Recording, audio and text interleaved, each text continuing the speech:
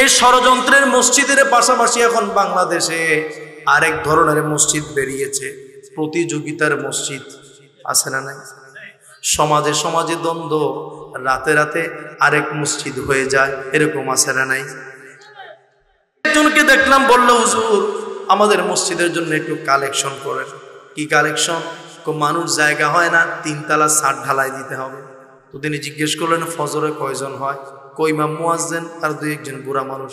তো তিনি বললেন আজকে মসজিদ নির্মাণের জন্য কালেকশন হবে না, আজকে মসজিদের জন্য মাহফিলের মধ্যে মুসল্লি কালেকশন হবে। কি কালেকশন? মুসল্লি কালেকশন। কারণ মসজিদের ছাদ ঢালাই দিয়া লাভটা হবে কি, একদিনের মুসল্লির জন্য 20-50 লাখ টাকা খরচ করে ওই 50 লাখ টাকা ওখানে খরচ না করে যদি ফজর নামাজে খরচ করা হতো, ওই মসজিদটা খালি থাকতো না, মসজিদটা ভরে যেত। ঠিক কিনা বলে? এই জন্য মসজিদের জন্য টাকা কালেকশন না করে মুসল্লি কালেকশন করে। ঠিক কিনা বলেন? এখন তো অবস্থাটা আমার সামনে, আমি বলবো মসজিদ কমিটিগুলো এমন হয়েছে, মসজিদ কমিটির সদস্যদেরকেও মসজিদে খুঁজে পাওয়া যায় না। ঠিক কিনা বলেন?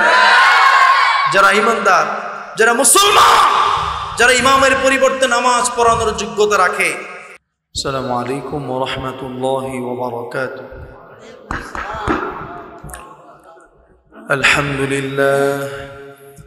আলহামদুলিল্লাহ নাহমাদুহু ওয়া নাস্তাঈনুহু ওয়া নাস্তাগফিরুহু ওয়া নু'মিনু বিহি ওয়া নাতাওয়াক্কালু আলাইহি ওয়া ونعوذ بالله من شرور أنفسنا ومن سيئات أعمالنا من يهد الله فلا مضل له ومن يضلل فلن تجد له وليا مرشدا وأشهد أن لا إله إلا الله وحده لا شريك له وأشهد أن سيدنا وحبيبنا ومولانا محمدا عبد الله ورسوله الذي أرسله بالحق بشيرا ونذيرا وداعيا إلى الله بإذنه وسراجا وقمرا منيرا فقد قال الله تعالى في شان حبيبه مخبرا وآمرا إن الله وملائكته يصلون على النبي يا أيها الذين آمنوا صلوا عليه وسلموا تسليما اللهم صل على مولانا محمد وعلى آل سيدنا مولانا بلغ العلا بكماله كشف الدجى بجماله حسنت جميع خصاله صلوا عليه ঐতিহ্যবাহী বড়হাতিয়া মালপুকুরিয়া খন্দকার পাড়া যুব সমাজের প্রিয় সংগঠন, দিন প্রতিষ্ঠার, দিন প্রচারের একটি গুরুত্বপূর্ণ একটি সংঘ গ্রিন সোসাইটি যুবতা একসংঘের উদ্যোগে আয়োজিত আজকের এই ৬ষ্ঠতম ঐতিহাসিক তাফসীরুল কোরআন মাহফিলের সম্মানিত সভাপতি, অত্র এলাকার শ্রদ্ধাভাজন আলেমে দ্বীন মাওলানা হাফেজ আবুল বশর সাহেব, আল্লাহ তাআলা সম্মানিত উস্তাদকে সুস্থ জীবন, দীর্ঘ হায়াত দান করে দিন। সকলে বলুন আমিন। আজকের এই মাহফিলের সম্মানিত প্রধান অতিথি, প্রধান মেহমান, গেস্ট অফ অনার, সম্মানিত বিশেষ অতিথি, আমন্ত্রিত অতিথি মণ্ডলী, আমন্ত্রিত উলামায়ে কেরাম, আজকের মাহফিলে যারা কথা বলেছেন, আমরা সকলের প্রতি কৃতজ্ঞতা জানিয়ে, আজকের শ্রোতাদের প্রতিও কৃতজ্ঞতা জানিয়ে আমি গভীর রাতে আমার সংক্ষিপ্ত কথা শুরু করছি। সম্মানিত ভাইরা, আজকে এই গভীর রাতে যারা ঘুম থেকে ঘুরে বসে আছেন, আমরা আপনাদের কাছ থেকে বেশি সময় নেব না, অল্প সময় নিতে চাই। শুরুতে মাহফিল কমিটিকে ধন্যবাদ দিতে চাই যে তারা একটি বিষয় ঠিক করে দিয়েছেন, আর একটি বিষয় নয়, আমাকে কম করে হলো 6টি বিষয় দেওয়া হয়েছে। অর্থাৎ আপনাদের এলাকার প্রয়োজনে, মানুষের প্রয়োজনে, এই এলাকার যে বিষয়গুলো জানা দরকার, বোঝা দরকার, এই এলাকার মানুষের জন্য যে বিষয়গুলো প্রয়োজন, এমন কম করে হলেও 6টি বিষয় ছোট ছোট পয়েন্টে আমাকে দিয়েছেন। আমি আপনাদের সামনে এক এক করে এই সবগুলো বিষয়ে সংক্ষিপ্ত আকারে কথা বলার চেষ্টা করব। আল্লাহ তাআলা যেন শেষ পর্যন্ত আমাদেরকে মনোযোগ সহকারে শোনার তৌফিক দান করে দেন। সকলে বলুন আল্লাহুম্মা আমিন। আমি শুরুতে কথা বলতে চাই যে মসজিদ কি জিনিস, এর গুরুত্ব কি, এর সাথে সম্পৃক্ত কিছু বিষয়, বিশেষ করে মসজিদ পরিচালনা কমিটি কেমন হওয়া দরকার, সমাজের মসজিদ কারা চালাবে, যারা মসজিদ পরিচালনা করবেন, মসজিদ পরিচালনা কমিটির সদস্য যারা হবেন, তাদের ব্যাপারে কোরআন কিছু বলেছে কিনা, রাসূলুল্লাহ সাল্লাল্লাহু আলাইহি ওয়াসাল্লাম কিছু বলেছেন কিনা, এই ব্যাপারে আমি প্রথমে কথা বলতে চাই। প্রিয় ভাইরা, মসজিদ একটি আরবি ভাষার স্থানবাচক শব্দ, যাকে আরবি ভাষায় বলে জরফে মাকান, যার অর্থ হচ্ছে সিজদা দেওয়ার জায়গা। অর্থাৎ আল্লাহর বান্দারা আল্লাহ সুবহানাহু ওয়া তাআলাকে সিজদা দেওয়ার জন্য এই বিশাল পৃথিবীর ছোট্ট ছোট্ট যে জায়গাগুলোকে নির্ধারিত এরিয়ায় সীমাবদ্ধ করে নির্ধারণ করেছেন, যেখানে 5 ওয়াক্ত সালাত জামাতের সাথে আদায় হয়, ওই জায়গাকে কি বলা হয়? মসজিদ বলা হয়। অথচ ব্যাপক অর্থে রাসূলুল্লাহ সাল্লাল্লাহু আলাইহি ওয়াসাল্লাম গোটা পৃথিবীটাকে মসজিদ বলেছেন। বলেন সুবহানাল্লাহ। তার মানে হলো, আমরা 4 দেয়ালের মাঝখানের যে ছোট্ট মসজিদ দেখি, এটি হচ্ছে আল মসজিদুস সগীর, ছোট মসজিদ। আর এই মসজিদের বাইরে যে বিশাল সমাজ, গ্রাম, রাষ্ট্র, গোটা পৃথিবী, এটি হচ্ছে আল মসজিদুল কবীর বা বড় মসজিদ। আল্লাহর নবী সাল্লাল্লাহু আলাইহি ওয়াসাল্লাম বলছেন, ফুদ্দিলাত আলাল আমবিয়াই বিসিত্তিন, আল্লাহ পাক সমস্ত নবী এবং রাসূলদের মাঝে আমাকে 6টি এমন বিষয় দিয়েছেন যেগুলো অন্য নবী এবং রাসূলদেরকে দেন নাই, তিনি আমাকে সম্মানিত করেছেন। এর মধ্যে একটি হলো ওয়াজুইলাত লিয়াল আরদু মাসজিদান ওয়া তাহুরা, আমার পূর্বে যত নবী এবং রাসূলরা ছিল, প্রত্যেক নবী তার উম্মতের জন্য ইবাদত করতে নির্ধারিত জায়গায় যাওয়া লাগতো। মসজিদ ছাড়া সালাত পড়ার সুযোগ ছিল না, ইবাদত করার সুযোগ ছিল না।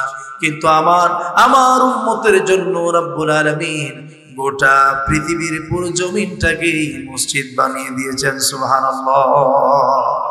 বিশ্বনবী আরো বলেছেন, হাইসুমা আদরাকতাস সালাতু ফাসাল্লি ওয়াল আরদু লাকা মসজিদুন, পৃথিবীর যেই প্রান্তে যেই সময় তুমি উপস্থিত থাকো না কেন, নামাজের যখন সময় হবে, যেখানে মনে চায় সেখানেই সালাত পড়ো। আল্লাহ পাক গোটা জমিনটাকেই আমাদের জন্য মসজিদ বানিয়ে দিয়েছেন। সুবহানাল্লাহ। এই জন্য প্রিয় ভাইরা, এখান থেকে আরেকটা শিখার বিষয় আছে। মসজিদের 4 দেয়ালের ভেতরে যেমন খোদার বিধান লঙ্ঘন করা যায় না, তার মানে এটা নয় মসজিদে যেটা হারাম মসজিদের বাইরে সেটা হালাল, এমন নাকি? মসজিদে যেটা হারাম মসজিদের বাইরের জায়গাটাও মসজিদ। মসজিদের 4 দেয়ালের ভিতরে আল্লাহর বিধান, বিশ্বনবীর সুন্নাত আমরা যেভাবে কায়েম করেছি, এর ভেতরে আমরা যেভাবে কোরআন হাদিসের পরিবেশটা বজায় রেখেছি, এটা শুধু মসজিদে করলে হবে না, মসজিদের শিক্ষাটা মসজিদের বাইরে বড় মসজিদের মধ্যেও কায়েম করতে হবে। ঠিক কিনা বলে? যতদিন পর্যন্ত মসজিদের ভেতরের পরিবেশ আর মসজিদের বাইরের পরিবেশ একরকম হবে না, আমি বলতে চাচ্ছি মসজিদের ভিতরে যে খোদার বিধান চলে, মসজিদের বাইরের মসজিদেও যদি ওই খোদার বিধান না চলে, মসজিদের ভিতরে যে রাসূলের আদর্শ চলে, মসজিদের বাইরের সমাজে যতদিন পর্যন্ত বিশ্বনবীর আদর্শটা মসজিদের ভেতরের মতো চলবে না, ততদিন পর্যন্ত ওই চার দেয়ালের মসজিদে খোদার শান্তি আসলেও চার দেয়ালের বাইরের মসজিদে খোদার কসম কিয়ামত পর্যন্ত শান্তি পাওয়া যাবে না। ঠিক কিনা বলে? এজন্য আমাদেরকে বুঝতে হবে যে শুধুমাত্র এই চার দেয়ালটার ভিতরে এটাই শুধু মসজিদ, এটার পবিত্রতা রক্ষা করতে হবে। এই দায়িত্ব দিয়ে আল্লাহ পাক আমাদেরকে পাঠাননি, বরং মসজিদের বাইরের যে জমিন, এই জমিনের পবিত্রতা রক্ষা করার দায়িত্ব মসজিদের দায়িত্ব যেমন ফরজ, জমিনের দায়িত্ব ফরজ। ঠিক কিনা বলে? কিন্তু আমরা এমনটা করছি না। আমরা শুধুমাত্র মসজিদে ডান পা দিয়ে ঢোকা আর বাম পা দিয়ে বের হওয়া, এর ভিতরে আমরা মুসলমান। এর বাইরে আসলে আমাদের এক একজনের পরিচয় এক একটা হয়ে যায়। ঠিক কিনা বলে?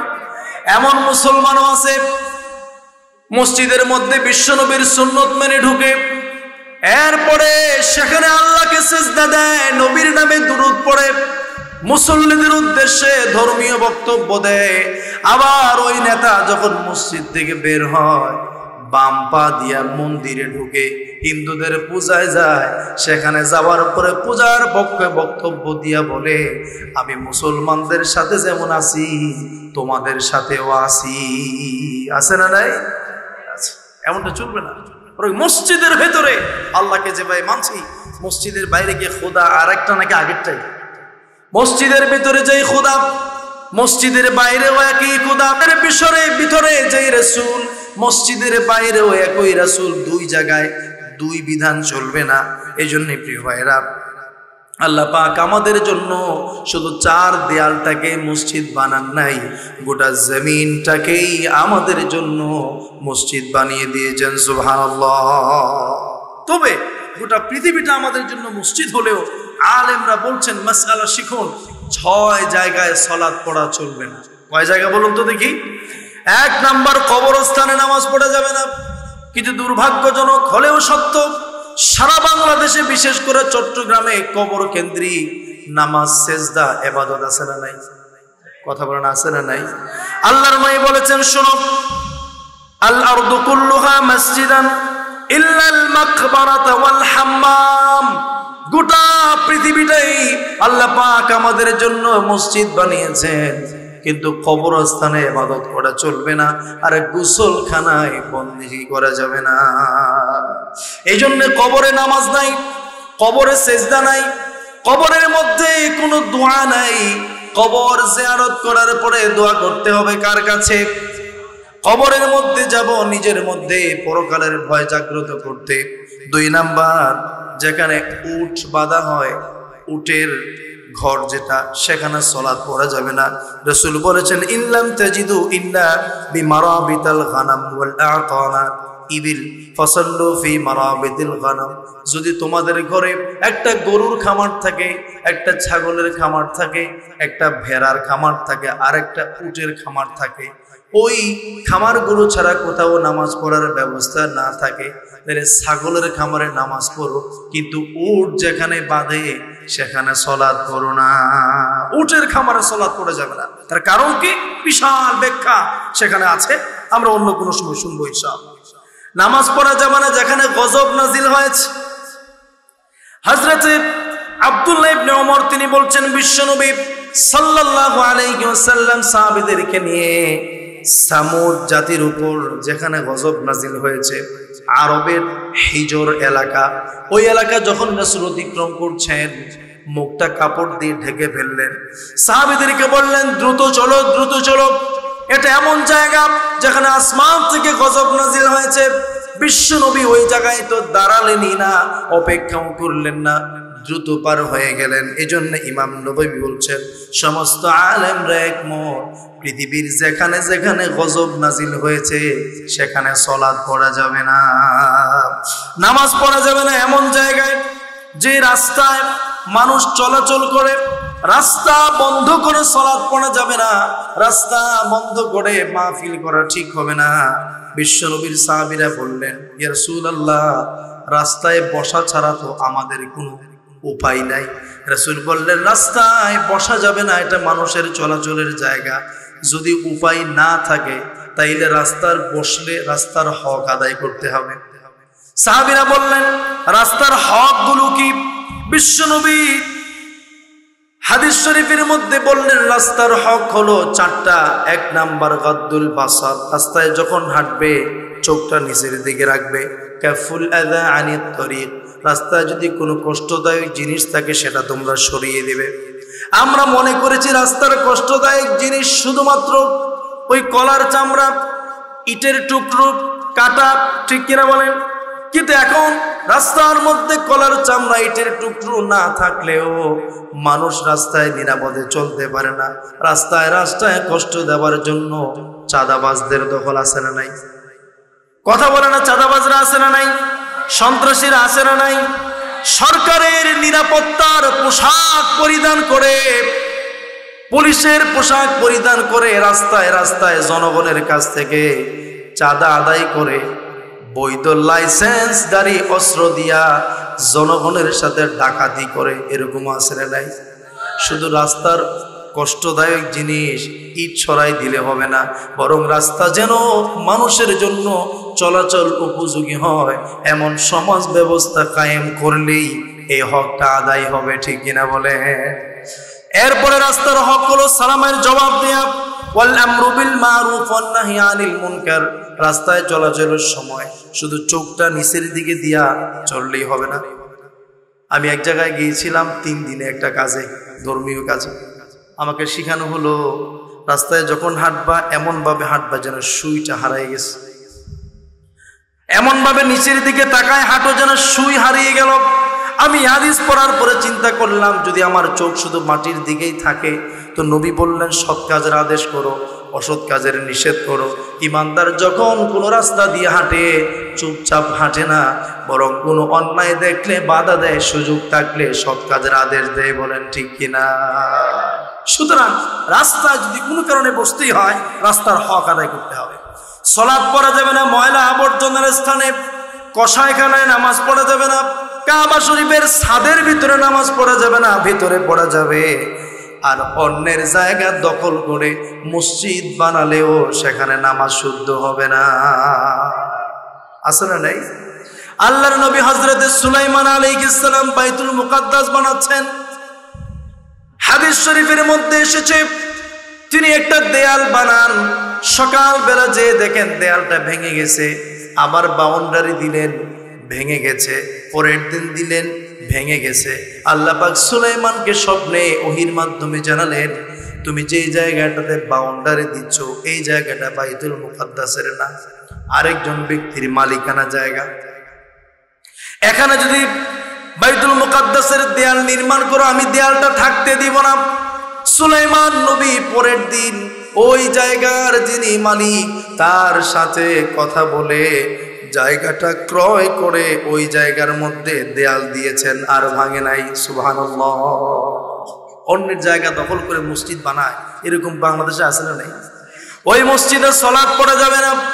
বিশ্বনবী মদিনায় আসার পরে মসজিদ নববী নির্মাণ যখন তিনি করলেন ওই জায়গাটা ছিল 2 জন ব্যক্তির এতিম বালকের।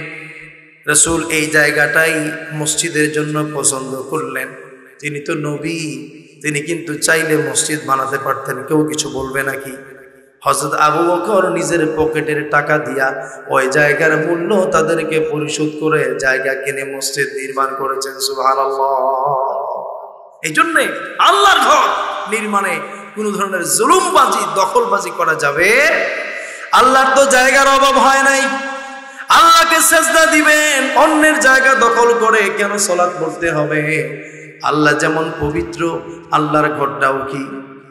ইন্নাল্লাহা তাইয়্যিবুন লা ইয়াকবালু ইল্লা তাইয়্যিবা। আল্লাহ নিজে ফ্রেশ, তিনি পবিত্র ছাড়া কিছু গ্রহণ করেন না। সুবহানাল্লাহ। এবার আমি সংক্ষেপে আপনাদেরকে আরো কিছু কথা শোনাই। এই পৃথিবীর প্রথম মসজিদ কোনটি? হযরত আবু যর গিফারি বিশ্বনবীকে প্রশ্ন করেছেন, ইয়া রাসূলুল্লাহ আইয়ু মাসজিদিন উদিআ আউয়াল, এই পৃথিবীতে কোন মসজিদটা প্রথম বানানো হয়েছে? রাসূল বললেন আল মসজিদুল হারাম। বুঝে থাকলে বলুন তো কোন মসজিদ? জোরে বলেন, কোন মসজিদ? আল মসজিদুল হারাম, কাবা শরীফের চতুর্পাশে যে মসজিদ আছে এটা। সাহাবী বললেন তারপরে কোনটা? রাসূল বললেন সুম্মাল মসজিদুল আকসা। জোরে বলুন তো কোন মসজিদ? কথা বলে না, কোন মসজিদ? মসজিদুল আকসা, বাইতুল মুকাদ্দাস ফিলিস্তিনে। সাহাবী প্রশ্ন করলেন কাম কানা বাইনাহুমা, মসজিদ হারাম মসজিদ আকসা দুইটা নির্মাণের মাঝখানে কত বছর গ্যাপ ছিল, ব্যবধান ছিল? নবী বললেন 40, মানে হলো মসজিদ হারাম নির্মাণ করার 40 বছর পরে মসজিদে আকসা নির্মাণ করা হয়েছে। সুবহানাল্লাহ। আল্লাহ পাক কোরআনুল কারীমে বলছেন ইন্না আউওয়ালা বাইতিন উযিআ লিন-নাসি লাল্লাযী বিবাক্কাতা মুবারাকান ওয়া হুদাল লিল-আলামিন। ইন্না আউওয়ালা বাইতিন উযিআ লিন-নাস, নিশ্চয়ই মানুষের জন্য আমি সর্বপ্রথম যে ঘরটি নির্মাণ করেছি সেই ঘরটি হচ্ছে বরকতপূর্ণ একটি ঘর, এবং এটি হচ্ছে মানুষের জন্য, বিশ্ববাসীর জন্য হেদায়েতের একটি জায়গা। যদি বলুন তো দেখি সেই ঘরটি কোন শহরে আছে? কথা বলে না, কোন শহরে আছে? আপনারা কি ঘুমিয়ে আছেন নাকি? সব কথা বলতে হবে। কিন্তু আল্লাহ পাক এখানে মক্কা বলেন নাই, বাক্কা বলেছেন। আল্লাহ পাক মক্কার নাম মক্কা না বলে বাক্কা বললেন কেন? আলেমরা বলছেন বাক্কা শব্দের অর্থ হচ্ছে চুরমার করে দেয়া। কি করে দেয়া বলেন? চুরমার করে দেয়া, ছিন্ন বিচ্ছিন্ন করে দেয়া, ধূলিসাৎ করে দেয়া, ধ্বংস করে দেয়া। তার মানে মক্কা এমন একটা শহর, যুগে যুগে যারা মক্কাকে ধ্বংস করতে এসেছে আল্লাহ পাক ওই জাতিদেরকেই ধ্বংস করে দিয়েছে। ঠিক কিনা বলেন? আমরা এসেছে, বাঁচতে পারিনি, আমরা ধ্বংস হয়ে গিয়েছে। কাবা শরীফ এখনো আছে না নাই? প্রিয় ভাইয়েরা আমার, কাবা শরীফ, মসজিদ হারাম প্রথমে হলো, এরপরে বাইতুল মুকাদ্দাস হলো। সুলাইমান আলাইহিস সালাম জিনদেরকে দিয়ে বাইতুল মুকাদ্দাস বানালেন। যখন সুলাইমান জানতে পারলেন তিনি মারা যাবেন, আল্লাহকে বললেন আল্লাহ আমি কি মসজিদটা বানিয়ে যেতে পারবো কিনা? বলেন না, বাইতুল মুকাদ্দাসের কাজ শেষ হওয়ার আগে তুমি মারা যাবে। আল্লাহ যদি মারা যায় জিনেরও তো কাজ করবে না। প্রিয় ভাইরা, গুরুত্বপূর্ণ শিক্ষা আছে। তখন আল্লাহ পাক সুলাইমানকে বললেন জিনদেরকে দিয়ে একটা কাচের ঘর বানাও। বিশুদ্ধ হাদিস, কাচের ঘরের ভিতরে সুলাইমান আলাইহিস সালাম একটা লাঠির মধ্যে ভর করে তিনি দাঁড়িয়ে কাজ পরিদর্শন করছেন। আলেমরা জানেন এমন সময় আজরাইল চলে আসলো। সুলাইমানের জান কবজ করার পরেও আল্লাহ পাকের অনুমতি ক্রমে সুলাইমান মারা গেলেও তিনি পড়ে গেলেন না। এভাবে অনেক দিন পর্যন্ত চলল। বাইতুল মুকাদ্দাসের নির্মাণ কাজ যখন শেষ হলো, আল্লাহ পাকের নির্দেশে ওই পোকা সুলাইমানের লাঠিটা খেয়ে যখন শেষ করে দিল, সুলাইমান ধপাস করে মাটিতে পড়ে গেলেন। জিনেরা অবাক হলো, কি আশ্চর্য কথা, মরা মানুষের কথা শুনলাম। মানুষ মারা গেল কতদিন আগে, আমরা মনে করলাম তিনি বেঁচে আছেন। আমরা তার এই মরা মানুষের আদেশ শুনে বাইতুল মুকাদ্দাসটা ফাও বানালাম। আমরা তো আগেই চলে যেতে পারতাম। আল্লাহ পাক এইভাবে বাইতুল মুকাদ্দাস বানালেন। আমার একটা প্রশ্ন, সমাজের মধ্যে কিছু মানুষ আছে যারা জিনদেরকে ভয় পায়, আছে না নাই? আবার এমন কিছু মানুষ আছে যারা জিনদের মাধ্যমে হাজিরা দেখে আপনার রোগের কথা বলে দেয়। কথা বলেন, আছে না নাই? জিন হুজুর, জিন হাজিরা করে, জিন ডাকে, এরপরে জিন বলে দিবে আপনার তাবিজ আছে, আপনার নামে 10টা বান আছে, আপনাকে কুফরি কালাম করেছে, আছে না নাই? তখন বলবে 15,000 টাকা দেন, বান কেটে দিবে, ভালো হয়ে যাবে। এরকম ব্যবসা এই সমাজের মধ্যে আছে না নাই? তাদের প্রতি আমার প্রশ্ন, এই যে সুলাইমান আলাইহিস সালাম মারা গেলেন, কতদিন হয়ে গেল, মরা মানুষটা তাদের পাশে দাঁড়িয়ে আছে। মরা মানুষের কথা শুনে বাইতুল মুকাদ্দাস নির্মাণ করে ফেললো। পাশের জিনেরাই বুঝতে পারলো না সুলাইমান বেঁচে আছে না মারা গেছে। আর ওই জিনেরা আপনার বাড়ি আরেক জেলায়, ওই জিনের বাড়ি আরেক জেলায়। দেখা হওয়ার সাথে সাথেই কেমনি বললো আপনার এতটা সমস্যা আছে। ঠিক কিনা বলে? এগুলো যে ভাওতাবাজি, এগুলো যে ইসলামের নাম বিক্রি করে ব্যবসা করা, তাতে কি কোনো সন্দেহ আছে? কথা বলা, সন্দেহ আছে কি? সব সমস্যার সমাধানের জন্য একজনের কাছে যাব, তিনি কে? জিনের ক্ষমতা মানুষের চাইতে বেশি হতে পারে না। কোরআন আল কারীম তার প্রমাণ, সেদিকে আমি যেতে চাই না, শুধু একটা উদাহরণ দিতে চাই, আকীদা যেন নষ্ট না হয়। সুলাইমান আলাইহিস সালামের কাছে রানী বিলকিস আসবেন, তিনি দাওয়াত দিয়েছেন তাকে। ওই সিংহাসনটা তুলে নিয়ে আসার কথা ইতিহাস আপনারা জানেন। কে তাড়াতাড়ি আনতে পারবে? একজন জিন বলল, ইফরিতুম মিনাল জিন্নি আনা আতিকা বিহি ক্বাবলা আন তাকুমা মিন মাকামিক। জিন বলল, সুলাইমান, তুমি যে মাটিতে বসে আছো চেয়ারে, সেখান থেকে দাঁড়াবে সিংহাসন, এই সময়ের ভিতরে আমি সেখান থেকে বাস্তবে এখানে এনে দিব। সুবহানাল্লাহ বলেন। সুলাইমান বললেন, আরো তাড়াতাড়ি কি পারবে? তখন একজন মানুষ, قال الذي عنده علم من الكتاب, যার কাছে কিতাবের জ্ঞান ছিল, ইলম ছিল, জ্ঞান ছিল, ওই লোকটা বলল, আনা আতিকা বিহি ক্বাবলা আইয়ারতাদ্দা ইলাইকা তরফুক। দাঁড়ানো থেকে বসা তো জিন বলল, আমি মানুষ হয়ে বলছি, তোমার চোখটা বন্ধ করবে আর খুলে দেখবে সিংহাসন তোমার সামনে চলে এসেছে। সুবহানাল্লাহ। এবার বুঝে থাকলে বলুন তো দেখি, ক্ষমতা মানুষের বেশি না জিনের বেশি? কথা বলে না, মানুষের বেশি না জিনের বেশি? তো সমস্যার সমাধানের জন্য আপনি কোন যুক্তিতে জিনের কাছে যে ধর্ণা দেন? জিন আপনার রোগের সমস্যার সমাধান কিভাবে করবে? কোন মেডিকেলে পড়েছে আর কোন রব তাকে গায়েবের খবর দিয়েছে? জিন যে গায়েব জানে, জিন যে অদৃশ্য জানে। আপনার তাবিজ নাকি দুবাইতে লুকানো আছে, ইন্ডিয়াতে আছে, পাকিস্তানে আছে, বলে কিনা বলেন? ও কেমনে জানে? আপনাকে তো চিনেও না, তাবিজ করার সময় ছিলও না। সুতরাং জিনদের সহযোগিতা নিয়ে চিকিৎসা নয়, চিকিৎসার জন্য সরাসরি সহযোগিতা নেবে একজনের, তিনি কে? প্রিয় ভাইরা আমার, এই বাইতুল মুকাদ্দাস নির্মাণ হওয়ার পরে যুগে যুগে বহু মসজিদ হয়েছে। কোরআন আল কারীমে তার প্রমাণ আছে। আমি সেই ইতিহাস লম্বা হয়ে যাবে, সংক্ষেপ করি। এরপরে আল্লাহর নবী পৃথিবীতে আসলেন। মক্কাতে হারাম ছাড়া কোনো মসজিদ ছিল না। মদিনাতে আসার পরে প্রথমে দিনে কুবা এলাকায় আসলেন। এখানে বিশ্বনবী সাল্লাল্লাহু আলাইহি ওয়াসাল্লাম 14 দিন ছিলেন। একটা মসজিদ বানিয়েছেন। মসজিদের নাম কি জানেন না? মসজিদের নাম কি? আল মসজিদুল কুবা। জোরে বলেন, মসজিদের নাম কি? আরো জোরে বলেন, মসজিদের নাম কি? এটা পৃথিবীতে একমাত্র মসজিদ।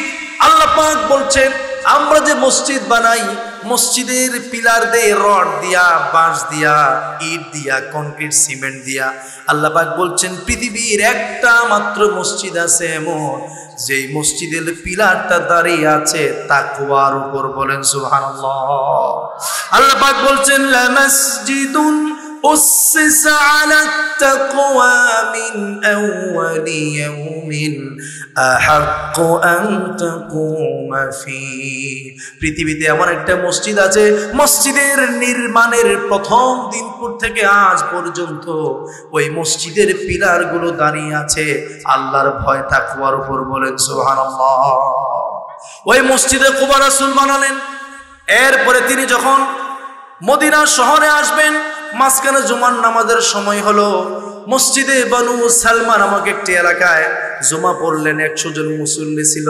সেখান থেকে মদিনা শহরে আসলেন। বিশ্বনবী মসজিদে নববী বানালেন। এভাবে করে সারা পৃথিবীতে মসজিদ ছড়িয়ে দিয়েছেন কে? এবার আমি আপনাদেরকে সংক্ষেপে আরেকটি কথা বলে এরপরে যেতে চাই। এই পৃথিবীতে 3টি মসজিদ অথবা 4টি মসজিদ ছাড়া অন্য কোনো মসজিদে বরকত লাভের জন্য যাওয়া যাবে না। আপনাদের এলাকার যে মসজিদ আর বাইতুল মুকাররম জাতীয় মসজিদ, পার্থক্য আছে নাকি? নাই, কোনো পার্থক্য নাই, একই মসজিদ। শুধু জাতীয় মসজিদ আর এলাকা দুইটাই জামে মসজিদ। আল্লাহর নবী বলেছেন, লা তাশুদ্দুর রিহাল ইল্লা ইলা সালাসাতা মাসাজিদ। 3টি মসজিদ ছাড়া বরকত লাভের জন্য কোনো মসজিদে যাওয়া যাবে না। 1 নাম্বার হলো মসজিদুল হারাম। মসজিদে হারাম 1 রাকাত নফল নামাজ পড়লে 1 লক্ষ রাকাত সওয়াব আমাদের আমল নামায় লিখে দিবেন কে? 2 নাম্বার হলো ওয়া মসজিদি হাযা আই মসজিদ আন-নববী, 1 রাকাত নামাজ আপনি পড়বেন, আপনার আমলনামায় 50,000 রাকাতের সওয়াব লিখে দিবেন কে? ওয়াল মসজিদুল আকসা, মসজিদে আকসা 1 রাকাত নামাজ পড়লে 1000 রাকাতের সওয়াব লিখে দিবেন কে? এই 3টা মসজিদ ছাড়া আরেকটা মসজিদ আছে শুধুমাত্র যেখানে বরকত পাওয়া যাবে। বিশ্বনবী বলেছেন, যে ব্যক্তি নিজের ঘর থেকে উযু করে মসজিদে কুবায় যাবে, বিশ্বনবী প্রত্যেক শনিবারে মদিনা শহর থেকে পায়ে হেঁটে মসজিদে কুবায় যেতেন ঘর থেকে উযু করে। যে ব্যক্তি মসজিদের কুবায় যে 2 রাকাত নফল পড়বে, আল্লাহ পাক 2 রাকাত নামাজের বিনিময়ে একটা উমরা হজের সওয়াব তার আমলনামায় লিখে দিবেন। সুবহানাল্লাহ। এছাড়া পৃথিবীর সকল মসজিদের মর্যাদা সমান নাকি পার্থক্য আছে? এই জন্য আপনার এলাকার মসজিদে যে সওয়াব, বাইতুল মুকাররমে একই সওয়াব, ওই বাগদাদে গেলে কি সওয়াব, ইন্ডিয়াতে গেলে কি সওয়াব, সব মসজিদ সমান। তবে এর বাইরে আমি দেখেছি পৃথিবীতে কম করে হলেও 5 রকম মসজিদ আছে। জুড়ে বলেন কয় রকম? 1 নাম্বার হলো পাঞ্জেগানা মসজিদ আল মুসাল্লা, যেখানে শুধু 5 ওয়াক্ত নামাজ হয়। এটা হচ্ছে একবারে সাধারণ মসজিদ, চট্টগ্রামে ইবাদতখানা বলে। এখানে জুমা হয় না। এতেকাফ করলে ভেজাল আছে না নাই? জুমা পড়ার জন্য এতেকাফের লোককে আবার জামে মসজিদে যেতে হবে। এই জন্য পাঞ্জেগানা মসজিদ হলো সবচেয়ে সাধারণ। এর চাইতে ভালো মসজিদ হচ্ছে আল মসজিদুল জামি', 5 ওয়াক্ত সালাত যেই মসজিদে আদায় করা হয়। আর পৃথিবীর শ্রেষ্ঠ মসজিদগুলোর মধ্যে একটা হলো তাকওয়ার মসজিদ। কোন মসজিদ নাম বলেন? মসজিদে কুবা। তাকওয়ার ভিত্তির উপর উসসিসা আলা তাকওয়া মিন আউয়ালি ইয়াউম। এই 3টা মসজিদ বৈধ, কিন্তু পৃথিবীতে আরো কিছু অবৈধ মসজিদ আছে। আল্লাহর নবী যখন মসজিদ নববীর মধ্যে বসে মানুষকে দ্বীন শিখাতেন, আপনি শুনে আশ্চর্য হবেন, আপনার এই মসজিদে যদি নামাজ শেষ হওয়ার পর ইমাম সাহেব মসজিদ তালা মেরে দেয়, কারণ কমিটি বলেছে তালা মেরে দিতে, আছে না নাই? এটা অবৈধ কাজ না, কিন্তু ইসলামের ইতিহাস হলো মসজিদের দরজা 24 ঘন্টা খোলা থাকবে, কখনো বন্ধ হবে না। এখন প্রশ্ন করতে পারেন 24 ঘন্টা কেন খোলা থাকবে? কারণটা হলো আমরা মনে করেছি মসজিদের মধ্যে শুধু নামাজ পড়া যায়। এই জন্য আপনি যখন মসজিদে যাবেন দেখবেন দেয়ালের মধ্যে লেখা থাকে মসজিদের দুনিয়াবি কথা বলা নিষেধ। আছে না নাই? কথা বলো না, আছে না নাই? এখানেও কি আছে নাকি? আমি জানি না আছে কিনা। মসজিদে দুনিয়াবি কথা বলা নিষেধ, এরকম কথা আছে না নাই? মসজিদে যদি দুনিয়াবি কথা বলা নিষেধ হয়, আমি আরেক জায়গায় দেখলাম কেউ যদি মসজিদে একটা দুনিয়াবি কথা বলে তাইলে নাকি 40 বছরের ইবাদত নষ্ট। নাউজুবিল্লাহ বলবেন না? প্রিয় ভাইরা, আপনি দুনিয়াবি কথা বলতে কি বোঝান? আপনি যদি দুনিয়াবি কথা বলতে আপনার ঘরের পারিবারিক আলাপ বোঝান, বাচ্চা কাচ্চার কথা বোঝান, তাইলে ঠিক আছে, এটা মসজিদে যাবে না। কিন্তু আল্লাহর নবীর পুরা দুনিয়াটাই ছিল মসজিদের ভিতরে। কথা বলে না, ঠিক কিনা বলেন? আল্লাহর নবীর পুরা দুনিয়াটাই চলতো মসজিদের ভিতরে। আমাদের যে জাতীয় সংসদ ভবন আছে ঢাকায়, আমি গিয়েছি, ওই জাতীয় সংসদ ভবন রাসূলের ছিল না। জোরে বলুন তো দেখি, আল্লাহর নবীর জাতীয় সংসদ ভবন কোথায় ছিল? কথা বলে না, সন্দেহ আছে নাকি আপনাদের? আল্লাহর নবীর জাতীয় সংসদ ভবন ছিল মসজিদে, সচিবালয় ছিল মসজিদে। এই মসজিদের মধ্যেই তিনি বিয়ে পড়াতেন, তালাকের ফতোয়া দিতেন, যুদ্ধের ঘোষণা দিতেন। সমাজে সমাজে ঝগড়া, সেই ঝগড়ার সমাধান মসজিদে হতো। নারী কেলেঙ্কারির বিচার মসজিদে হতো, চুরির বিচার মসজিদে হতো। কিন্তু আমাদের সমাজের মসজিদে নামাজ আর মক্তব ছাড়া কিছু নাই, ঠিক কিনা বলেন? যার কারণে মসজিদ নামাজের সময় খুলে আর মক্তবের সময় খুলে, বাকি টাইম মসজিদ খোলা না বন্ধ? মসজিদ বন্ধ। তার মানে হচ্ছে আল্লাহ পাক যে উদ্দেশ্যে আমাদেরকে মসজিদটা দিয়েছেন, আমরা মসজিদটাকে সেভাবে কাজে লাগাতে পারছি। এবার আমি সরকারের প্রশংসা করছি একটা কারণে, এই যে মডেল মসজিদগুলো বানিয়েছে, এই মডেল মসজিদগুলোতে আপনি যাবেন, যাওয়ার পরে দেখবেন এটা আসলে মডেল মসজিদ। এই মসজিদের ভিতরে শুধু নামাজ না, এর ভিতরে নামাজের ব্যবস্থা যেমন আছে, এই মডেল মসজিদের ভিতরে আলাদা লাইব্রেরি আছে। এই মডেল মসজিদের ভিতরে ছোট্ট করে ডাক্তারখানা আছে, এই মডেল মসজিদের ভিতরে সমাজের বিচার করার জন্য আলাদা রুম আছে, এই মডেল মসজিদের ভিতরে বিশাল হল রুম আছে যেখানে সেমিনার করা যাবে, এই মডেল মসজিদের ভিতরে নারীদের নামাজ পড়ার ব্যবস্থা আছে, মডেল মসজিদের ভিতরে মাদ্রাসা আছে, এটার ভিতরে মক্তব আছে। আল্লাহর নবী মসজিদে যা যা করতেন এখন নির্মিত মডেল মসজিদগুলোতে চাইলে সবগুলোই করা যাবে, ঠিক কিনা বলেন? কিন্তু আসলেই হবে নাকি? হবে না তো। এমন ইমাম দিয়েছে যে জানেই না মসজিদটাকে কিভাবে কাজে লাগাতে হয়, শুধু জানে পা চাটা, ঠিক কিনা বলেন? কিভাবে নেতার পা চাটতে চাটতে চাকরি ঠিক রাখতে হবে। অধিকাংশ মসজিদ মডেল মসজিদের ইমাম হয়েছে ওই পা চাটা গোলামেরা, ঠিক কিনা বলে? মডেল মসজিদ বানালে হবেটা কি যদি সেটাকে মডেল হিসাবে কাজে লাগানো না যায়, ঠিক কিনা বলে? একটা সময় কাজে লাগবে, জোরে বলুন ইনশাআল্লাহ। এই জন্যে শুধু মডেল মসজিদ একটা হলে হবে না, সমাজের প্রত্যেকটা মসজিদকেই মডেল মসজিদ বানাতে হবে। বলতে চাচ্ছি মসজিদে নববী যেমন আপনার মসজিদটাও হবে তেমন, ঠিক কিনা বলে? এখন যে মসজিদে নববী আছে আমি দেখেছি, আমি মসজিদে নববীর যে মসজিদ সেখানে সারা দিন শিক্ষা কার্যক্রম চলে। প্রায় আমি সেখানে জিজ্ঞেস করি যে 7 থেকে 11,000 কাছাকাছি শিক্ষার্থী প্রতিদিন মসজিদে নববীতে পড়াশোনা করেন। 500-র চেয়ে অধিক শিক্ষক প্রত্যেক দিন মসজিদে নববীতে কোরআন শিখায়, কেউ হাদিস শিখায়, কেউ ফিকহ শিখায়, কেউ আকীদা শিখায়। এছাড়াও ইসলামের বিভিন্ন বিষয় মসজিদে নববীর ভিতরে শিখে যোগ্য আলেম হওয়ার সুযোগ আছে না নাই? আমিও 3-4 দিন মসজিদে নববীর বিভিন্ন ইমামদের কাছে তিলাওয়াত শুনিয়েছি, যারা সেখানে প্রশিক্ষণ দেওয়ার জন্য বিভিন্ন বিশ্ববিদ্যালয়ের শিক্ষকেরা সেখানে আছেন। আমাদের মসজিদগুলোতে আছে না নাই? কথা বলে আছে কি? নাই তো। এই মসজিদে শুধু কোরআন শরীফ রিডিং শিখায়, কোরআনের অর্থ শিখানোর কোনো কার্যক্রম নাই, কোরআন বোঝার কোনো কার্যক্রম নাই, কোরআনের আন্দোলনের কোনো কাজ নাই, আছে নাকি? এই মসজিদগুলো যেন অনেকটা মৃত মসজিদের মতো হয়ে গিয়েছে, ঠিক কিনা বলেন? মানুষ এখন মসজিদে নামাজ ছাড়া আর কোনো কাজে আসে না, তবে আসে প্রস্রাব জন্য। কি বলেন? বাথরুম আছে, প্রস্রাবখানা আছে, ঠিক কিনা বলেন? বিভিন্ন জায়গায় লেখা থাকে ওই বাথরুম এইদিকে, ওদিকে যাওয়ার পরে থেকে মসজিদ। তার মানে নামাজ আর প্রস্রাব পায়খানা ছাড়া আবার মানুষ মসজিদে আসতে চায়, অথচ সকল কাজের কেন্দ্রবিন্দু যেই জায়গাটাকে করেছেন মুহাম্মদ সাল্লাল্লাহু আলাইহি ওয়াসাল্লাম, সেই জায়গাটার নাম কি? মসজিদ হলো মুসলিম জাতির প্রাণ কেন্দ্র। এই জন্যে আমি যে কথাটি বলছিলাম, মসজিদ এটি জামে মসজিদ, এটা শুধুমাত্র জুমার নামাজ পড়লে এখানে হবে না। আমি সংক্ষেপ করছি। আমি বলছিলাম মসজিদ হলো 5 প্রকার। একটা হলো তাকওয়ার মসজিদ।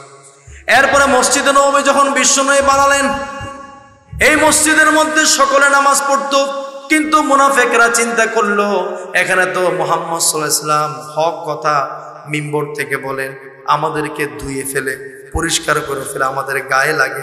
এজন্য আরবের মুনাফিকেরা মদিনার মধ্যে আরেকটা মসজিদ বানালো। মসজিদ নববী থেকে একটু দূরে আরেকটা মসজিদ বানিয়েছে। আব্দুল্লাহ ইবনে উবাই ইবনে সালুল এবং তার অনুসারীরা আরেকটা মসজিদ বানালো। আর নবীর কাছে যেয়ে বলল, ইয়া রাসূলুল্লাহ, আমাদের তো এখানে আসতে কষ্ট হয়, আমরা আরেকটা মসজিদ বানালাম, আপনি কষ্ট করে আমাদের মসজিদটা একটু উদ্বোধন করে দিবেন। আল্লাহর নবী জানতেন না তাদের এই উদ্দেশ্যটা কি ছিল। আল্লাহ পাক বিশ্ব নবীকে যখন জানালেন, আল্লাহর নবী ওই মসজিদটা উদ্বোধন না করে সাহাবীদেরকে নিয়ে আগুন দিয়া মসজিদটা জ্বালিয়ে দিয়েছে। প্রিয় ভাইরা আমার, ওই মসজিদটা কেন জানালেন আপনাকে বোঝা দরকার। আল্লাহ পাক বলছেন, ওয়াল্লাযীনা ইত্তাখাযু মাসজিদান দিরারা ওয়া কুফরান ওয়া তাফরীকাম বাইনাল মুমিনিনা ওয়া ইরসাদান লিমান হারাবাল্লাহু ওয়া রাসূলাহু। ওই যে ক্ষতি ষড়যন্ত্রের মসজিদ, মসজিদে দিরার, এই মসজিদটা তারা নির্মাণ করেছে তাফরীকাম বাইনাল মুমিনিন, মুসলমানদের মধ্যে গন্ডগোল বাজাবার জন্য, মুসলিম সমাজের ঐক্যকে বিনষ্ট করে মুসলমানে দ্বন্দ্ব তৈরি করার জন্য, মানুষকে কোরআন সুন্নাহ থেকে, যুদ্ধ থেকে, জিহাদ থেকে যেন বিরত রাখা যায়, সেই প্ল্যান নিয়ে এই মসজিদটা বানালো আল্লাহ পাক। ওই মসজিদকে রাসূলকে দিয়ে জানিয়ে দিলেন। আমি আপনাদের কাছে প্রশ্ন করতে চাই, বর্তমান পৃথিবীতে বাংলাদেশেও এমন কিছু মসজিদ নামক রুম আছে কিনা, যে রুমের মধ্যে বসে বসে মুসলমানদের বিরুদ্ধে পরিকল্পনা করা হয়, ইসলামী আন্দোলনকে ধ্বংস করার পরিকল্পনা করা হয়? এরকম মসজিদ আছে না নাই? কথা বলেন, আছে না নাই?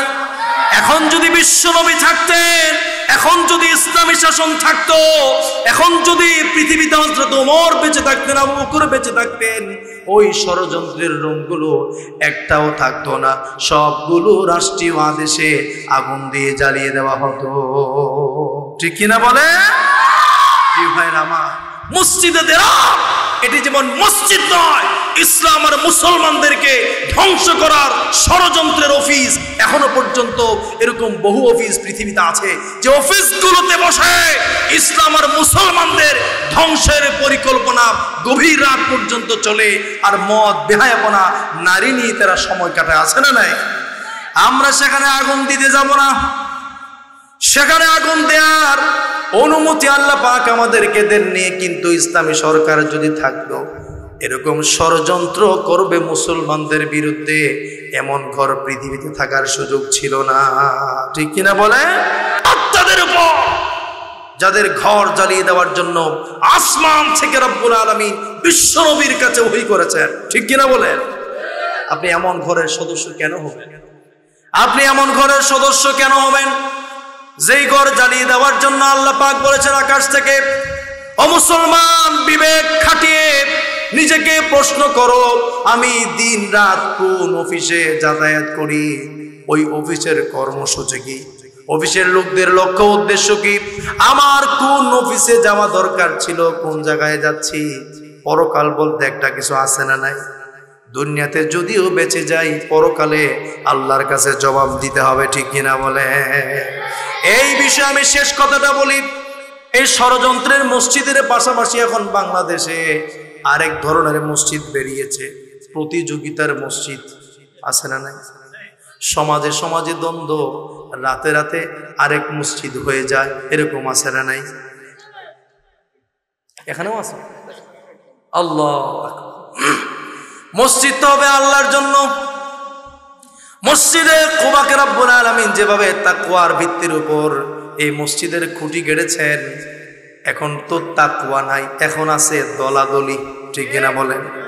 দলাদলি করে, গ্রুপিং করে, সমাজে সমাজে, বংশে বংশে মসজিদ বানানো হচ্ছে। অথচ যেই মসজিদ থেকে ভেঙে তারা নতুন মসজিদ করেছে, ওই মসজিদ কিন্তু আল্লাহর জন্য বানায় নাই, বানিয়েছে ক্ষমতা দেখানোর জন্য। ঠিক কিনা বলে? এই জন্য বিশ্বনবী তার হাদিসের মধ্যে বলেছেন, স্পষ্ট করে শোনো, হযরত আলী থেকে বাইহাকি শরীফের শুআবুল ঈমানের হাদিস, হযরত আলী বলেন, বিশ্বনবী বলেছেন, ইউশিকু আইয়াতি আলান নাসি জামানুন লা ইয়াবকা মিনাল ইসলামি ইল্লা ইসমুহু ওয়া লা ইয়াবকা মিনাল কুরআনি ইল্লা রাসমুহু। আল্লাহ পাকের নবী বিশ্বনবী বলেন, অবশ্যই অবশ্যই এমন একটা সময় কিয়ামতের আগে আসবে, ইসলাম থাকবে কিন্তু শুধু নামে। কিসে থাকবে বলেন? যে লোকটার নাম ছিল নূরুল ইসলাম, ইসলামের আলো, ওই লোকটাই শিক্ষা ব্যবস্থা থেকে ইসলামের আলো নিবানোর ষড়যন্ত্র করেছিল। কথা বলে না? ঠিক কিনা বলে? এই জন্য নাম থাকবে নূরুল ইসলাম, কাম কিন্তু নূরুল ইসলাম হবে না, কামটা হবে ইসলাম ধ্বংসের ষড়যন্ত্র। রাসূল বলছেন, কিয়ামতের আগে এমন একটা সময় আসবে, লা ইয়াবকা মিনাল ইসলামি ইল্লা ইসমুহু, ইসলাম থাকবে শুধুমাত্র নামে। ভোটার আইডি কার্ডে ধর্ম ইসলাম, সার্টিফিকেটে ধর্ম ইসলাম, সমাজের মধ্যে নিজের পরিচয়টা ইসলাম এবং মুসলমানের, কিন্তু মসজিদেও নাই, মাদ্রাসাও নাই। আর মসজিদ মাদ্রাসা কোরআন নিয়ে যারা আছে তাদের দলেও নাই, তাদের বিপক্ষে রাস্তায় দাঁড়ায়। এরকম মুসলমান আছে না নাই? রাসূল বলছেন ওয়ালা ইয়াবকা মিনাল কুরআনি ইল্লা রাসমুহু, কোরআন শরীফের শুধুমাত্র রসম থাকবে, কোরআনটা বাস্তবে পাওয়া যাবে না। মানুষ অসুস্থ হলে খতম পড়বে, মানুষ মারা গেলে কবরস্থানে যেয়ে পড়বে। বাপ মারা গেছে 40 1 বছর 10 বছর এরকম ফাতিহা এর মেজবানিতে কোরআন পড়বে, কোরআনের আমল মানুষের মধ্যে থাকবে না। আছে না নাই? আছে। প্রিয় ভাইরা আমার, এই দুটি কথা বলার পরে বিশ্বনবী বলছেন মাসাজিদুহুম আমিরা ওয়া হিয়া খারাবুম মিনাল হুদা, সমাজের মধ্যে মসজিদগুলো এক একটা মসজিদ যেন এক একটা রাজপ্রাসাদের মতো। শুধু প্রতিযোগিতা, মসজিদের ছবি তুলে তুলে ফেসবুকে দেয়, বলে আমাদের মসজিদের টাইলস বিদেশ থেকে আনছে। আছে না নাই? আমাদের মসজিদের ডিজাইনটা ইউরোপ থেকে এনেছে, আমরা ইঞ্জিনিয়ার দিয়ে ড্রয়িং করেছি। আমাদের মসজিদের মতো মসজিদ গোটা লোহাগাড়া সাতক্ষীরাতেও নাই। এরকম কথা বলে গর্ব করে মানুষ আছে না নাই? আমাদের মসজিদ সেরা মসজিদ, এরকম মানুষ মসজিদের নির্মাণ নিয়ে প্রতিযোগিতা করবে, এক একটা অট্টালিকার মতো বড় বড় মসজিদ হবে। কিন্তু বিশ্বনবী বলেন ওয়া খারাবুম মিনাল হুদা, ওই মসজিদগুলোর ভিতরে কোনো হেদায়েত থাকবে না। ঠিক কিনা বলে? মসজিদে ঢোকার আগে যে অবস্থা, বের হওয়ার পরও একই অবস্থা। এজন্য একজনকে দেখলাম, বলল হুজুর আমাদের মসজিদের জন্য একটু কালেকশন করেন। কি কালেকশন? মানুষ জায়গা হয় না, 3 তলা ছাদ ঢালাই দিতে হবে। তো তিনি জিজ্ঞেস করলেন ফজরে কয়জন হয়? কই ইমাম মুয়াজ্জিন আর 2-1 বুড়া মানুষ।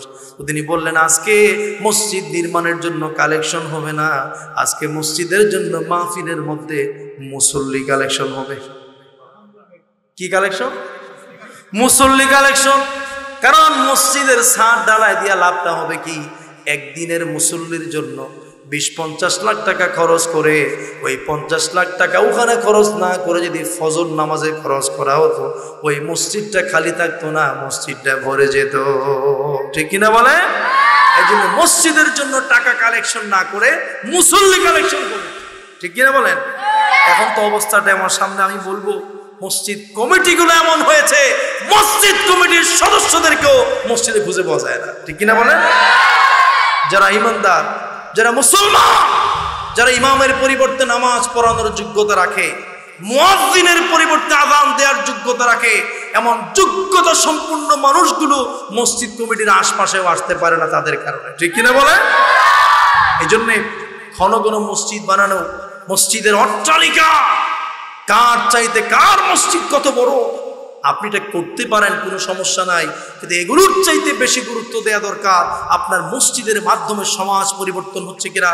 মানুষের ঈমান, আমল, আখলাক, মানুষের স্বভাব চরিত্র যদি মসজিদের দ্বারা পরিবর্তন না হয়, এই মসজিদ অট্টালিকা করার 2 পয়সার কোনো মূল্য নাই। ঠিক কিনা বলে? এই জন্য একটা মসজিদের সফলতা, মসজিদ কমিটির সফলতা আর ব্যর্থতা নির্ভর করে এই মসজিদের মাধ্যমে সমাজের মধ্যে অন্যায় অপরাধ কতটুকু কমেছে, এই মসজিদ কমিটি দায়িত্ব নেওয়ার পরে সমাজের মানুষের মধ্যে পরিবর্তন কতটুকু এসেছে। ঠিক কিনা বলে?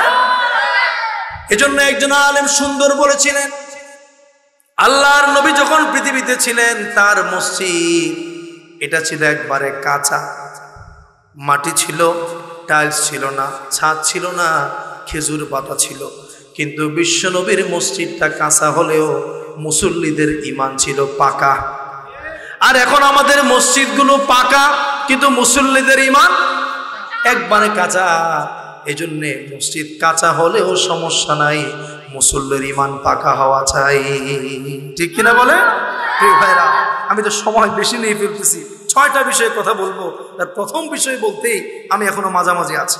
প্রিয় ভাইরা, এই যে সুন্দর একটা মসজিদ, এই মসজিদটা ইসলামের ডিজাইনে চলবে কিনা, মডেল মসজিদ হবে কিনা, এই বিষয়টা যাদের উপর নির্ভর করে তারা হলেন মসজিদ পরিচালনা কমিটি। ঠিক কিনা বলেন? শুধু বাচ্চারা ঠিক বললে তো হবে না, বড়রা বলতে হবে যে মসজিদ ঠিক মতো চলবে কি চলবে না, পুরো বিষয়টা নির্ভর করে কার উপর? ভয় পাচ্ছেন নাকি আপনারা? মসজিদ পরিচালনা কমিটি সম্পর্কে আল্লাহ পাক কোরআনে আয়াত নাজিল করেছে, সুবহানাল্লাহ বলে। আপনি মনে করেছেন মসজিদ কমিটি এটা অন্যান্য কমিটির মতো। আল্লাহ পাক বলছেন না, আমার ঘরকে কিভাবে চালাতে হবে এই নিয়ম নীতি ঠিক করে দিবেন কে?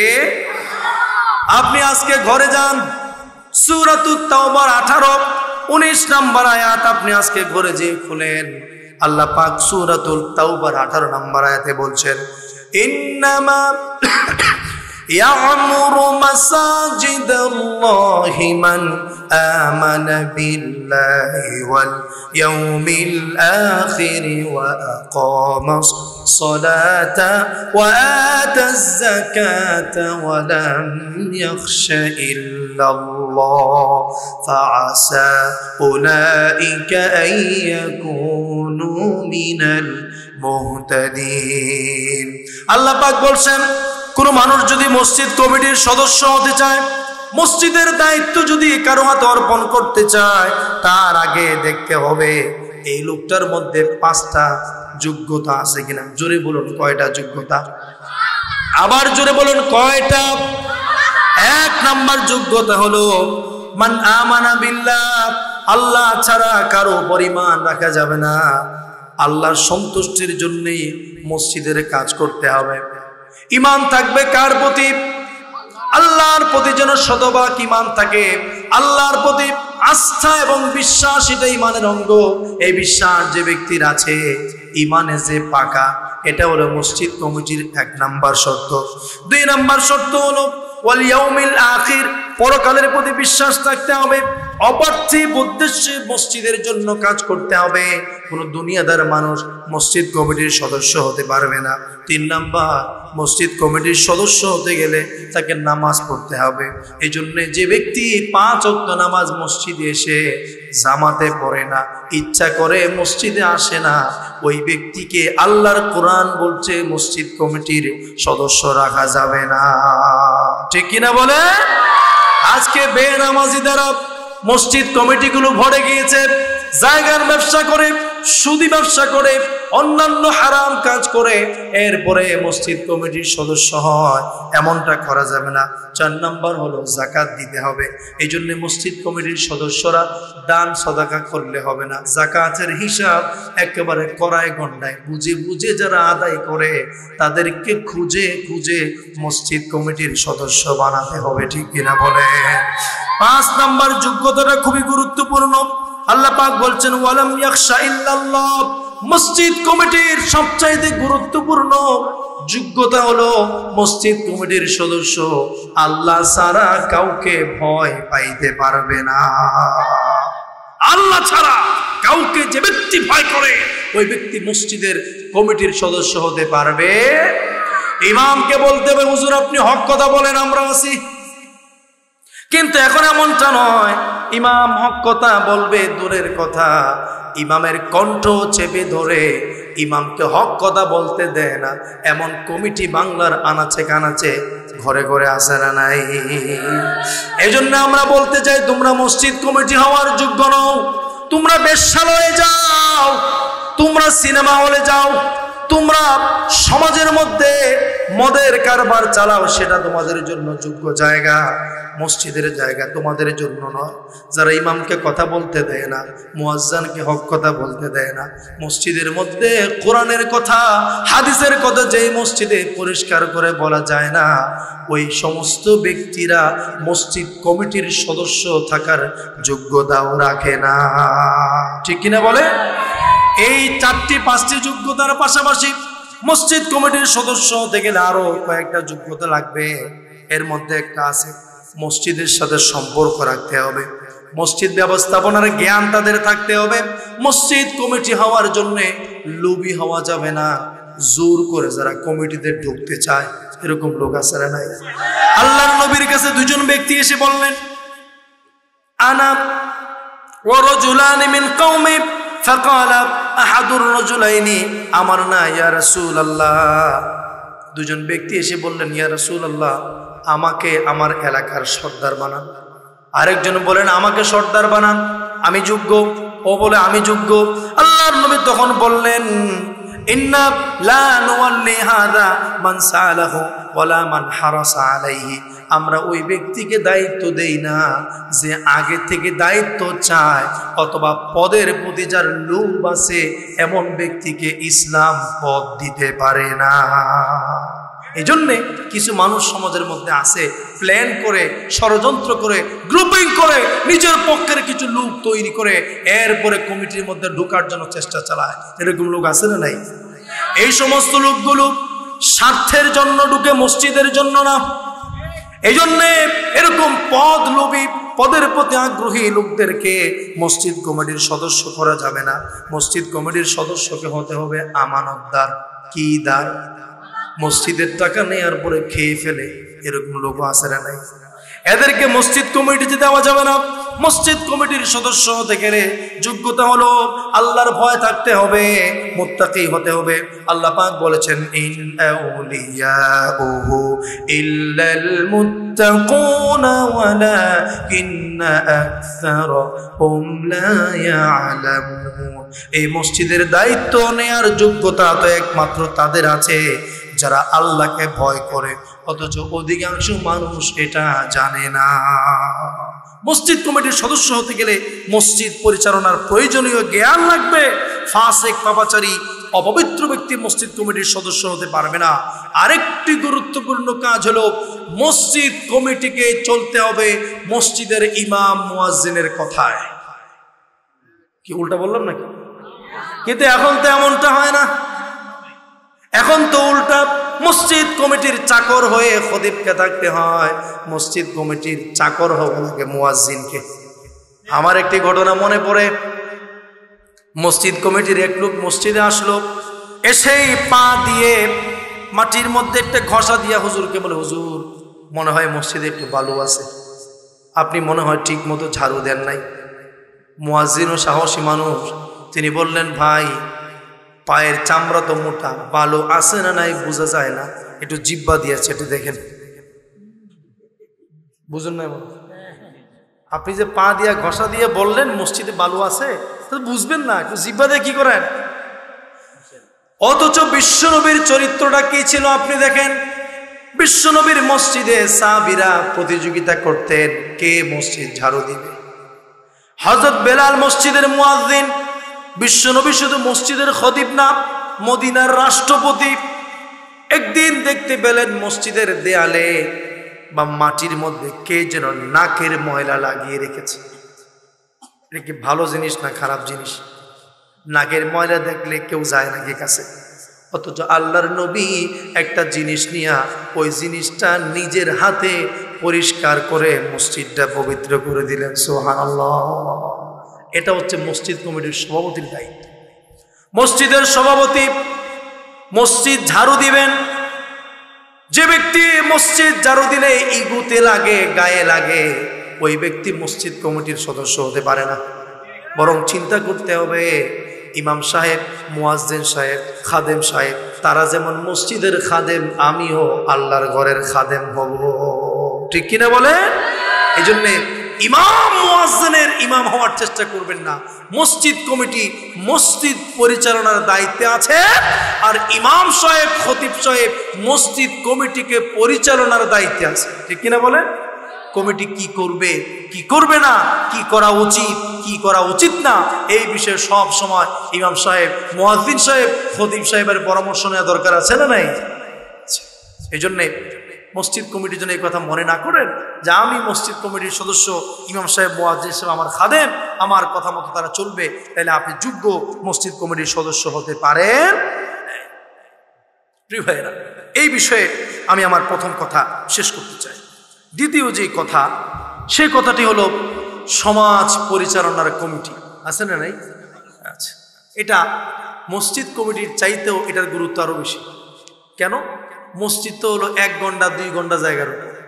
1 ঘন্টা 2 ঘন্টা 5 ঘন্টা এক কানে 2 কানি জায়গা পরিচালনা করবেন, তাদেরও যদি পরিচালক হতে এত যোগ্যতা লাগে, এই 2-4-5 ঘন্টার বাইরে হাজার হাজার একরের যারা সভাপতি, সেক্রেটারি হবে, এদের ব্যাপারে কি কোরআন চুপ থাকবে নাকি? নিশ্চয়ই কিছু বলেছে।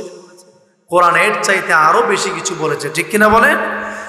আমি সংক্ষেপ করে বলি, ইসলামের ইতিহাসটা হচ্ছে এমন, মসজিদের যিনি ইমাম তিনি ছিলেন সমাজের ইমাম, সমাজের যিনি ইমাম তিনি ছিলেন মসজিদের ইমাম। ঠিক কিনা বলে?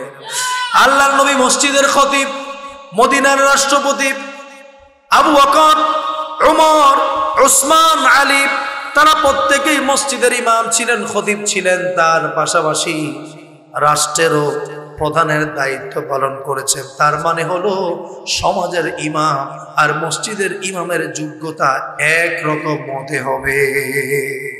সমাজের ইমাম হবেন তিনি যিনি মসজিদের ইমামতি করার যোগ্যতা রাখেন, মসজিদের ইমাম হবেন তিনি যিনি সমাজ পরিচালনার যোগ্যতা রাখেন। কিন্তু এখন হয়ে গেছে উল্টা, আমাদের হুজুররাও সমাজ পরিচালনার যোগ্যতা রাখে না, শুধু দাওয়াত খায়। আছে না নাই? দাওয়াত খাওয়া মৌলবী হলে চলবে না।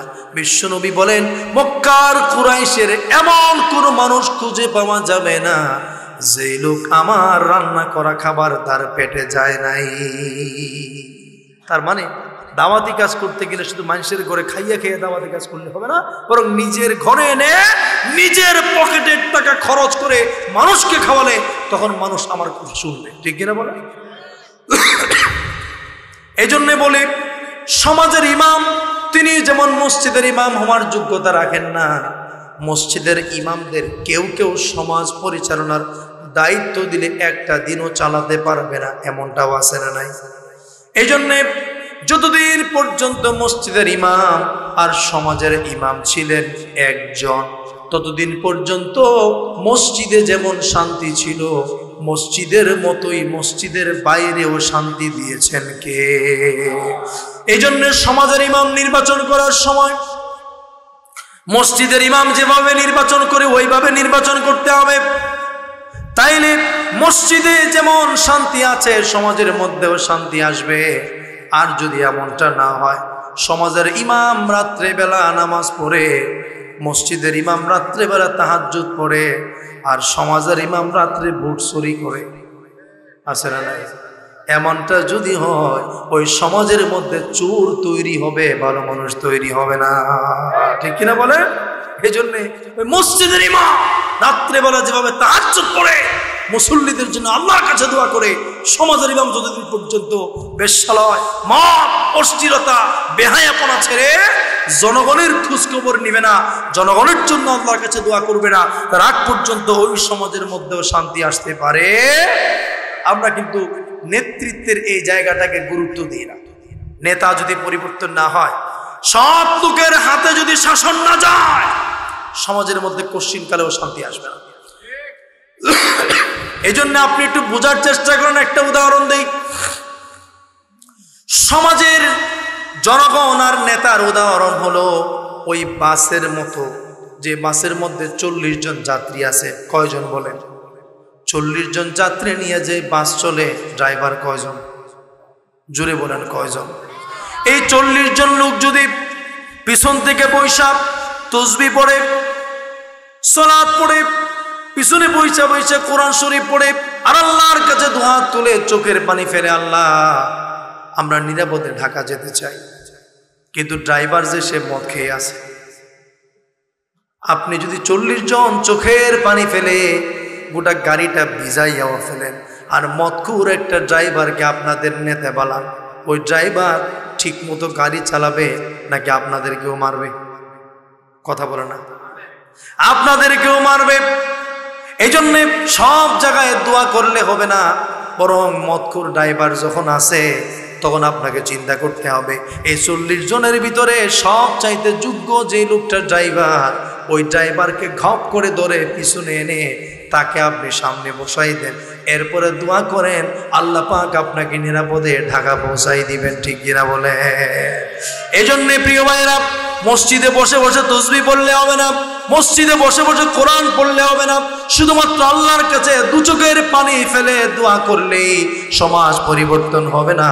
সমাজ পরিবর্তনের জন্য সমাজের মধ্যে যেই মদখোর, জেনাখোর, হারামখোর, অশ্লীলতা, বেহায়াপনা, ক্ষুধাদ্রোহিতার অপরাধ করে যেই সকল নেতারা, তাদেরকে ঘাপটি মনে ধরে সেখান থেকে সরিয়ে ভালো লোকটাকে যতদিন পর্যন্ত সমাজের মধ্যে বসাতে না পারবেন, আপনি যতই দাওয়াতি কাজ করেন, আপনি যতই তাসবিহ পড়েন, যতই জিকির করেন, যতই তাহাজ্জুদ পড়েন, আপনার তাহাজ্জুদ দোয়া কাজে আসবে না।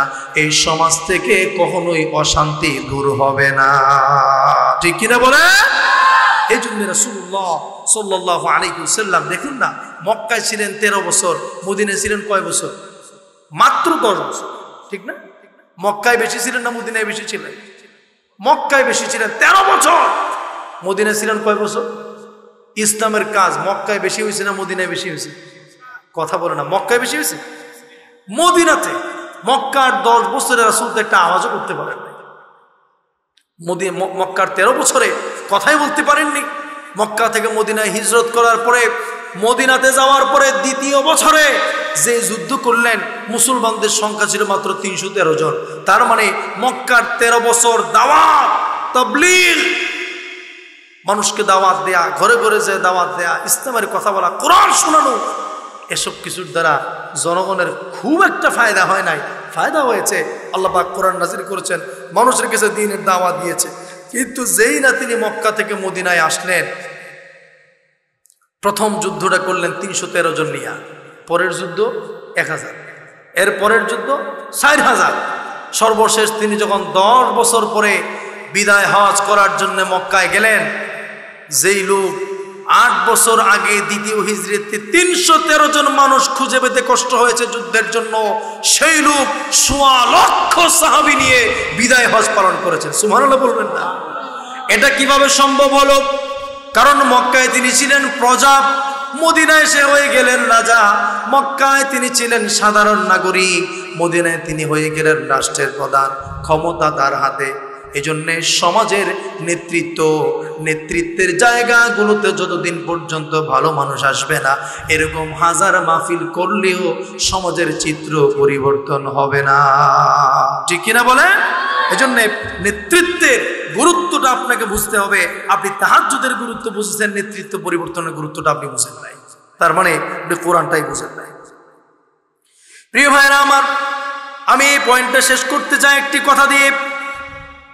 আপনি একটু চিন্তা করে দেখুন, এই যে বাংলাদেশ স্বাধীন হলো, আজকে 50 বছরের বেশি হয়ে গেছে। এই 50 বছরে কত বিশ্ববিদ্যালয় বন্ধ হলো, কত কলেজ বন্ধ হলো, এমনকি হাই স্কুল পর্যন্ত ছাত্রদের মারামারিতে, রক্তারক্তিতে বন্ধ হয়ে যায়। এরকম আছে না নাই? যে ছাত্রটা মেধাবী, গ্রাম থেকে উচ্চ শিক্ষা গ্রহণ করার জন্য বিশ্ববিদ্যালয়ে যায়, ওই বিশ্ববিদ্যালয়ের 2 গ্রুপের মারামারির কারণে বাপ মা তার সোনার ছেলেটার লাশ হাতের মধ্যে বুঝে পায়। এরকম পরিবেশ আছে না নাই? এই যে 50 বছরের বেশি হলো বাংলাদেশ স্বাধীন হলো, হাজারবার বিশ্ববিদ্যালয় বন্ধ হয়েছে, শত শতবার কলেজ, হাই স্কুল পর্যন্ত বন্ধ হলো, কত সভা সমাবেশ, কত কিছু বন্ধ হলো।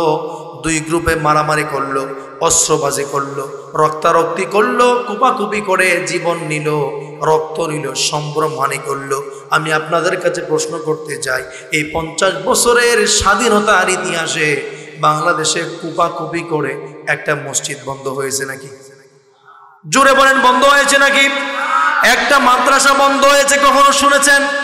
একটা কওমি মাদ্রাসা, একটা আলিয়া মাদ্রাসা, একটা নুরানি মাদ্রাসা, ছাত্ররা মারামারি করে, শিক্ষকেরা অস্ত্রবাজি করে, রাইফেল নিয়ে, AK-47 নিয়ে, হকি স্টিক নিয়ে, লাঠি নিয়ে গুলাগুলি করে মাদ্রাসার ছাত্ররা 10 জনকে মেরে ফেলেছে। শুনেছেন নাকি?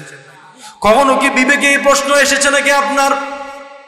ওই রাজনৈতিক দলের সমাবেশ, আগুন লেগে যায় মসজিদে, আগুন দূরের কথা, উঁচু বাক্যে কথাও বলা যায় না। ওই স্কুল বন্ধ হয়, কলেজ বন্ধ হয়, বিশ্ববিদ্যালয় আমার ছেড়ে গেলে লাশ হয়ে ঘুরে ফিরে। মাদ্রাসার মধ্যে এটা কেন হয় না? মসজিদের মধ্যে কেন হয় না? তার একটা কারণ, ওই মাদ্রাসা মসজিদের নেতৃত্ব চলে একজনের, তিনি কে?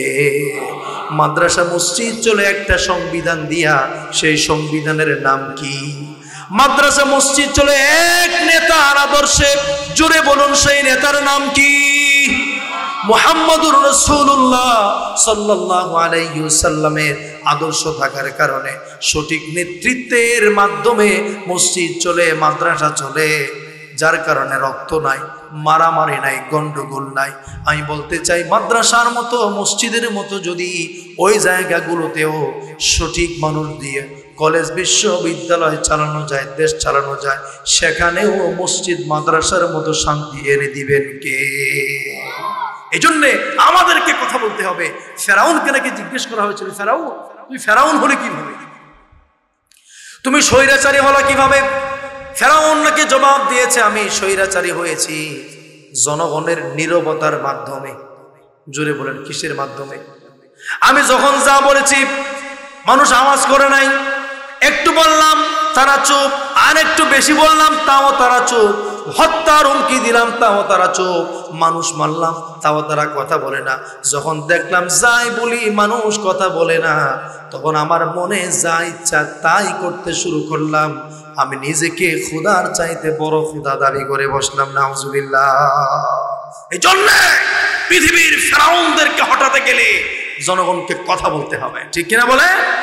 আমার আপনার নীরবতার কারণে পৃথিবীর অত্যাচারী শাসকেরা এই গদিতে বসে আছে। আমি যদি কথা বলি, আপনি যদি কথা বলেন, জনগণ যদি তার অধিকার নিয়ে কথা বলে ওঠে, এই গদি ছেড়ে পৃথিবীর ফেরাউনরা পালাতে বাধ্য হবে, ঠিক কিনা বলে? এই জন্য আমাকে আপনাকে কথা বলতে হবে। আমি এই পয়েন্টটাও শেষ করতে চাই, বাকি পয়েন্টগুলোতে আমি 2-3 মিনিটে শেষ করি।